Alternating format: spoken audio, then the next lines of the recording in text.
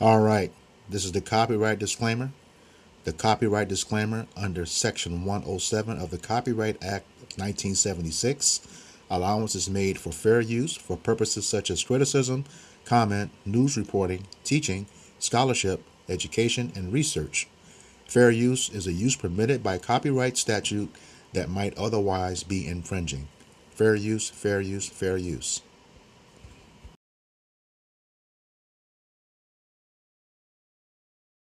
I will refer to the Secretary of State, Marco Rubio, the Speaker of the House, Mike Johnson, and the President of the United States, Donald Trump. In particularly the first two, though, explicitly. The third one, Donald Trump, a little more implicitly, but that's being nice. It was pretty much explicit.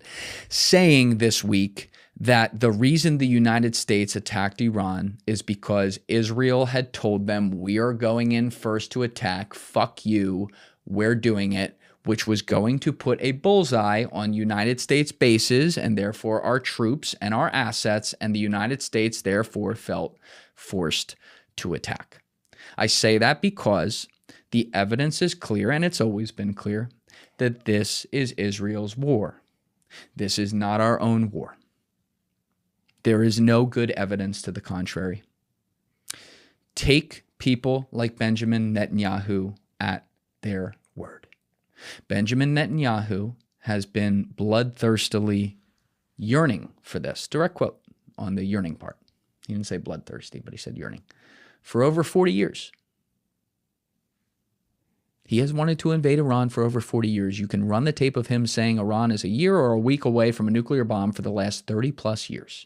You can run the tape of him testifying in 2002 that says, you must attack Iraq and then you must attack Iran. They are developing nuclear weapons, and they will be a threat to America and the world order moving forward. He's been saying this forever. And he told our president, fuck you, we're going. He told him that at the same time that our president and everyone, let's not single out Trump here. We've been listing off a bunch of people over the past several weeks, are facing the most existential crisis of the elite class in the history of probably America with these Epstein files, which implicate Israel. They certainly implicate the CIA as well, to be clear. But Jeffrey Epstein was working with Mossad, and he was working with them in a dominant capacity. I will say that. I still believe that in the evidence that he was most dominantly working with Mossad over CIA. It's very clear he was working with CIA. It's very clear that that may go back longer than I first thought, for sure. And we will continue to investigate all those loops.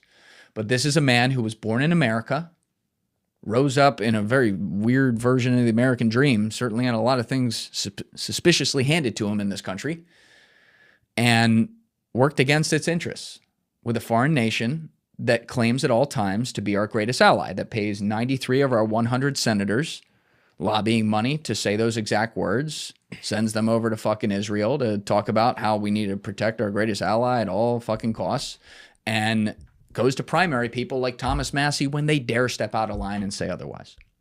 They've done it again and again and again. Of course, I'm talking about AIPAC. There's also the Republican Jewish Coalition.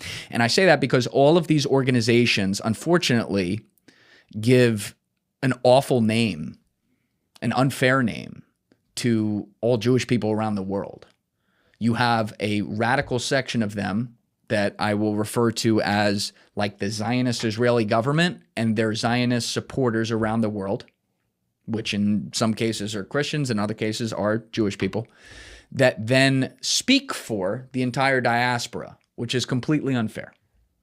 And the madman campaign that they have led into this war is disgusting. Now, I said there's multiple thoughts to be held at the same time here, so we're going to hold them.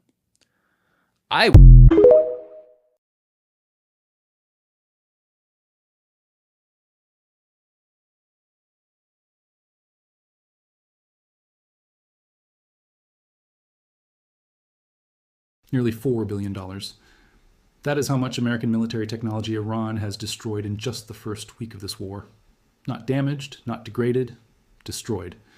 $4 billion of the most advanced radar and sensor technology the United States has ever deployed anywhere in the world.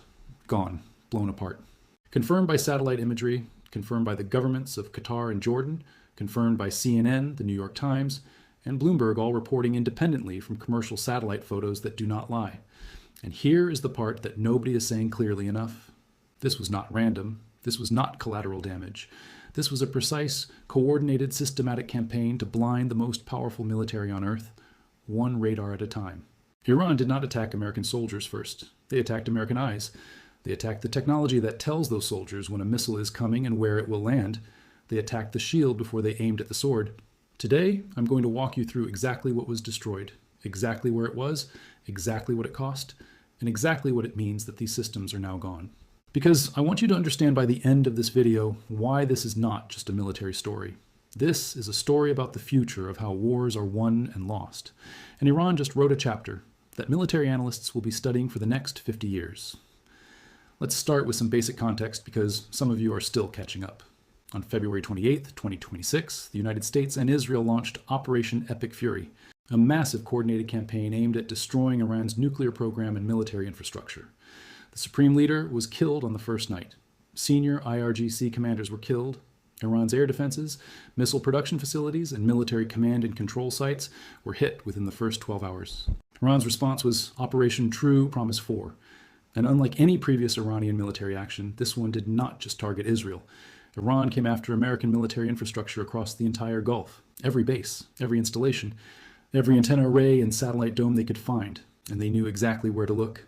Now let's talk about what was actually destroyed because this list is extraordinary. The first and most devastating hit was in Qatar, at Al Udeid Air Base, the largest American military installation in the entire Middle East, home to over 10,000 U.S. troops and the forward headquarters of Central Command. Iran struck and confirmed destroyed the AN/FPS-132 Block 5 upgraded early warning radar. Qatar's own Ministry of Defense confirmed the hit. The system was installed in 2013, operated by the U.S. Space Force, and according to the U.S. Defense Security Cooperation Agency, it cost approximately $1.1 billion.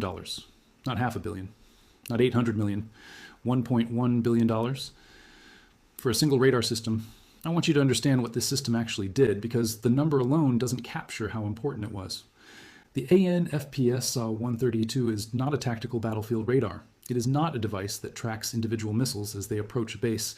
This is a strategic early warning system, a phased array radar the size of a 5-story building, designed to detect ballistic missile launches at ranges of up to 5,000 kilometers. 5,000 kilometers. That means from Qatar, this radar could see a missile launch the moment it left the ground in Tehran. It could track it through every phase of its flight. It could feed that trajectory data to every Patriot battery, every THAAD launcher, every Aegis warship in the Gulf, giving them each an extra 15 to 20 minutes to react to calculate their intercept solutions and fire their own missiles to knock it down. The U.S. operates systems of this type at only 3 locations inside the United States, and additional versions are deployed in Greenland and the United Kingdom, part of America's global strategic defense network. The one in Qatar was the only one in the entire Middle East. There is no backup. There is no redundant system of this scale in the region. When it burned, the early warning window for every base across the Gulf, Qatar, Bahrain, Saudi Arabia, Kuwait, the UAE, didn't shrink from 15 minutes to 12 minutes. It shrunk from 15 minutes to potentially 1 or 2 minutes. Defense analysts who spoke to the New York Times and other outlets said it explicitly. The compression of the detection window is that severe. And here is what makes this even more remarkable. Some reports indicate Iran used a Shahed series kamikaze drone to hit this target. Now let's move to Jordan.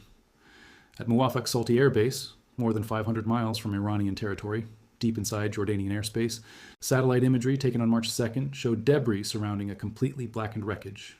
What was confirmed destroyed was an AN/TPY-2 transportable radar, the primary sensor, the brain, the heart of a THAAD terminal high-altitude area defense missile battery. CNN confirmed it. Bloomberg confirmed it. A U.S. official confirmed it. Planet Labs satellite photos confirmed it. The AN/TPY-2 is a machine of extraordinary sophistication. It was built by Raytheon at its Andover, Massachusetts facility. It contains 344 individual solid-state microwave transmit and receive modules, each one a precision-engineered component. Its antenna aperture is 9.2 square meters of active electronics. It uses gallium nitride technology that did not even exist as a commercial material when Iran was first under sanctions. It operates in the X-band frequency, 8.55 to 10 gigahertz, which gives it the high resolution needed not just to detect a missile, but to distinguish between a real warhead and a decoy traveling alongside it at 10,000 kilometers per hour. That discrimination capability is not optional in modern warfare. Without it, you waste interceptors on decoys while real warheads get through.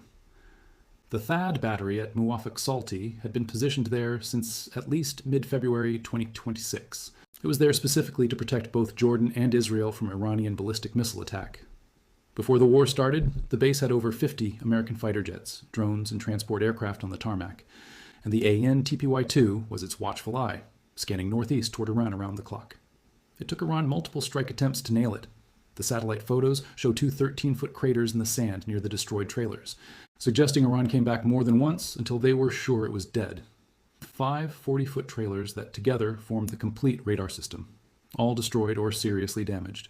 The cost of a single AN/TPY-2 radar ranges from $500 million to just under $1 billion, depending on the source and the accounting methodology. The U.S. Army has 8 THAAD batteries in total across its entire global inventory. 8, not 80, 8. And each one has exactly one AN/TPY-2 radar. There are no spare AN/TPY-2 radars sitting in a warehouse somewhere. There's no stockpile of extras. Raytheon has produced roughly 20 of these units since the 1990s, total across 3 decades of manufacturing. If you lose one, replacing it doesn't mean ordering a new one and waiting 6 months. It means pulling one from another theater, South Korea, Guam, Hawaii, creating a gap somewhere else in America's global defense architecture. Or you wait years for a new one to be manufactured. Now let's go to the UAE. Iran struck THAAD infrastructure at 2 separate locations in the Emirates. The first was at Al Ruwais. Satellite images taken by Planet Labs showed 3 buildings struck, including a pull-through vehicle shelter specifically designed to house the radar trailers of a THAAD battery. The buildings were destroyed. The equipment inside was destroyed or severely damaged. Iran confirmed the destruction of the AN/TPY-2 radar at Al Ruwais. The IRGC said specifically that the second THAAD battery had been rendered, and I'm paraphrasing their language here, out of operational orbit. The second site was near Al Sadr, where satellite images showed 4 additional carports and buildings struck in a nearly identical pattern. Dark blast marks visible in the imagery. Destroyed structures. The same systematic targeting methodology applied twice in the same country on the same night. The UAE operates 2 THAAD batteries. Both appear to have been targeted. Combined radar value for those systems, another $1 billion, give or take. And at Prince Sultan Air Base in Saudi Arabia, which I've covered in previous videos, smoke was seen rising from a tent housing the AN/TPY-2 radar for a nearby THAAD battery on March 1st. Satellite imagery from January had shown the antenna unit of that radar positioned inside the tent, pointing northeast toward Iran. After the strike, the tent was badly charred. Debris was scattered around it. Whether the radar was inside when the strike happened has not been officially confirmed, because U.S. and Saudi officials both declined to answer questions about it, citing operational security. But the tent that housed it was destroyed. So that's 4 AN/TPY-2 radars struck across Jordan, Saudi Arabia, and the UAE. At $500 to $600 million per unit, the total value of those systems alone is approximately $2.3 billion. That is the cost just of the eyes of the THAAD batteries. Without those radars, THAAD launchers sitting in the desert are essentially blind. They have missiles, they have launchers, they have operators, but they cannot generate the precise fire control solutions needed to intercept a fast-moving ballistic warhead without the AN/TPY-2 feeding them data. A THAAD battery without its radar is like a sniper without a scope. Now let's talk about Qatar again, because beyond the $1.1 billion FPS-132, Iran also struck the Patriot air defense infrastructure at Al Udeid. The AN/MPQ-65 radar set, the fire control radar for the Patriot PAC-3 system, was hit at Al Salem Air Base in Kuwait. The engagement control station, which is the command and control nerve center of a Patriot battery, was also hit at Al Salem. These are different from the THAAD systems. The Patriot is a lower altitude, shorter range interceptor. It handles the threats that THAAD misses or that come in at lower trajectories. Together, THAAD and Patriot form a layered defense. THAAD catches the high-altitude, fast-moving missiles in the upper atmosphere and above. Patriot catches what gets through or comes in lower. By targeting the radar and control station of a Patriot battery in Kuwait, Iran didn't just degrade one layer of defense. It punched a hole through both layers simultaneously. The AN/MPQ-65 radar has a replacement cost of approximately $150 million. The engagement control station, another $40 million. Those numbers feel smaller next to the THAAD figures, but the operational effect is not smaller. Kuwait's air defense architecture is now seriously degraded. In Bahrain, Iran hit the U.S. Navy's Fifth Fleet headquarters in Manama on the very first night of the operation. A verified video showed an Iranian one-way attack drone striking a radome directly, the entire impact captured on camera. Satellite imagery the next day showed at least one additional radome destroyed. And the two AN/GSC-52B SATCOM terminals, the satellite communication systems that allow the Fifth Fleet to communicate with ships, aircraft, and other bases across the theater, were both destroyed. Each one costs approximately $20 million. Together, $40 million gone. But again, the cost doesn't capture the function. Those SATCOM terminals were the communication backbone for the U.S. Navy's entire operational hub in the Middle East. At Camp Arifjan in Kuwait, where 6 American reservists from Des Moines, Iowa were killed when an Iranian drone struck a tactical operations center. Satellite imagery showed at least 3 radomes destroyed. These radomes protect sensitive, long-distance communication equipment. They are the weatherproof covers over satellite dishes and communication arrays that allow the base to communicate securely over global distances. When you destroy them, you don't just damage the equipment inside, you expose it, you silence it, you cut the base off from the command and control network it depends on. Camp Arifjan is the primary logistics hub for U.S. forces across the Middle East. It is the base that keeps American wars supplied. Fuel lines, ammunition depots, the infrastructure of sustained military operations. Hit the communication infrastructure of that base, and you don't just hurt Camp Arifjan. You hurt every operation it supports. At the U.S. Fifth Fleet headquarters in Bahrain, an additional radome was struck and destroyed. So across Camp Arifjan and the Fifth Fleet headquarters, 7 radomes gone.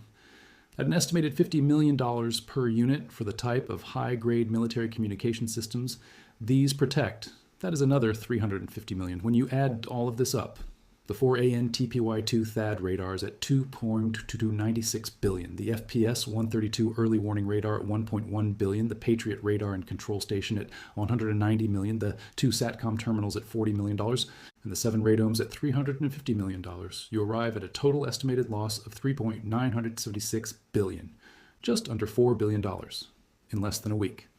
And this is the figure that has been independently calculated and published. The actual number may be higher because not everything has been photographed, and not everything that has been photographed has been fully assessed yet. Now I want to step back from the numbers and talk about the strategy, because the dollar amounts are significant, but the strategic logic behind this campaign is what really matters. Iran did not go after American troops first. They went after American sensors. Think about why.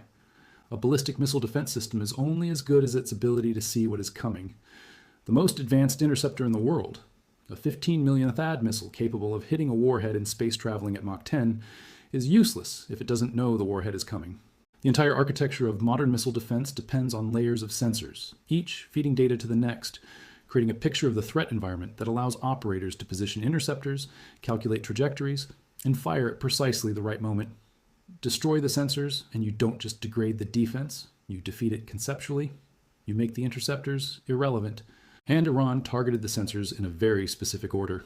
They went after the biggest, most expensive, most strategically important one first, the 1.1 billion FPS-132 in Qatar that was feeding early warning data to the entire Gulf theater. On the same night, they hit that. They hit the AN/TPY-2 radars in the UAE.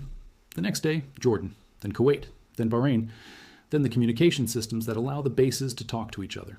This wasn't a spray-and-pray missile campaign. This was a deliberate, sequenced effort to dismantle the interlocking network of eyes and ears that gives the American military its information advantage. There is a military concept called ISTAR.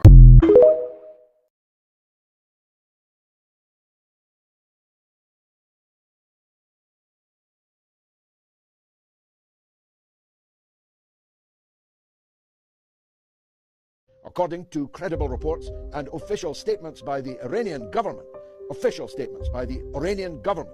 that 173 members, officers and men of the famed Delta Force are in their hands as captured prisoners of war, and others were killed. What apparently happened was that the United States attempted a military landing, which went disastrously wrong, was ambushed by a superior force of IRGC fighters who killed and took 173 people prisoner. That's quite a haul of prisoners of war from an elite American unit, and now further complicates the entire military situation.